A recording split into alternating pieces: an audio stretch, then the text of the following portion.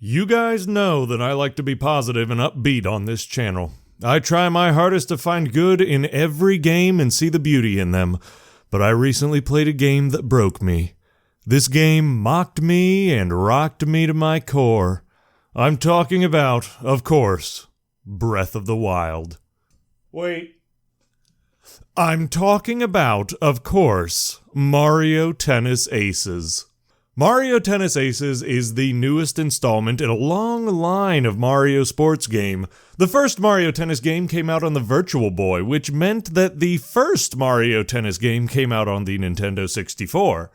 When it came out on the Virtual Boy, it was supposed to mark the wave of the future in video games, allowing you to play in real stereoscopic 3D. Instead, it gave you crossed eyes and migraines. But what's cool about the new Mario Tennis game on the Switch is that they kept the migraine feature while you play it.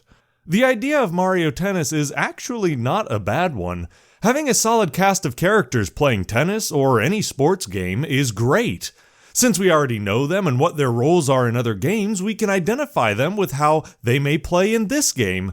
Mario is the all-arounder, Peach is floaty, and Waluigi has to stay home. The game itself, though, is like a buffet of badness where you go from one awful dish to the next. Would you like some bland, uninspired story? Or maybe controls that straight up don't work some of the time? Could I interest you in some dialogue that tries really hard to be edgy but ends up coming across as extremely annoying? If you'd like a big heaping plate of this goop, I've got a game for you. Perhaps the hardest part to swallow about this game is that Nintendo consistently puts out great games, and there are so many examples of great games to choose from. Paper Mario and the Origami King has amazing dialogue. It's charming and funny, and every line seems well thought out. Mario Odyssey controls like a dream. Literally, you can change into like 15 different creatures and each one feels unique, but also perfectly controlled.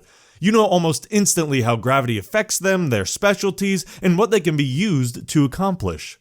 Not the case here. In the early part of this game, they give you a brief tutorial of how to swing your racket and hit the ball using different buttons. After that, good luck. I'm all for a brief tutorial. Pokemon Legends Arceus, but it at least needs to make sense. I ended up using one type of shot for most of the game, which was the X button. That one makes it purple and go really fast. Any of the other shots just volley the ball right to your opponent and then they grand slam it into your face. Drop shot? Nope. Slice shot? Hardly. And don't even get me started on trick shots. Honestly, for a game that is about tennis, you would think that they would make controlling the character and shots their top priority. But, no. Well, how's the story? It sucks. You go on a mission where you have to travel to the Marvel Universe to defeat Thanos and regain control of 5 Power Stones. If you think I'm joking, the only thing that was a hyperbole was the Marvel thing. Look, I'm all for trying new things, but yeah, there's a super special racket and 5 Power Stones that control it. Weird. On a cooler note, Luigi gets pretty messed up in the beginning, and I did actually enjoy that. Moving on to the dialogue, again, I start thinking about games that do it better, specifically Paper Mario Origami King. This game felt like it saw how cool its older brother was and tried to mimic that. Instead of actually being cool though, it just became the edgy-humored, annoying younger brother. I found myself hitting the A button to skip through the dialogue later in the game so fast that smoke started coming out of my Switch. And then there's the fact that this game is brutally difficult, and I still can't decipher if it's so difficult because they programmed it that way, or because the controls don't work. Either way, it's not fun, and when you do fail, the characters who beat you make relentless fun of you to the point where you want to make a waffle out of their face and your tennis racket.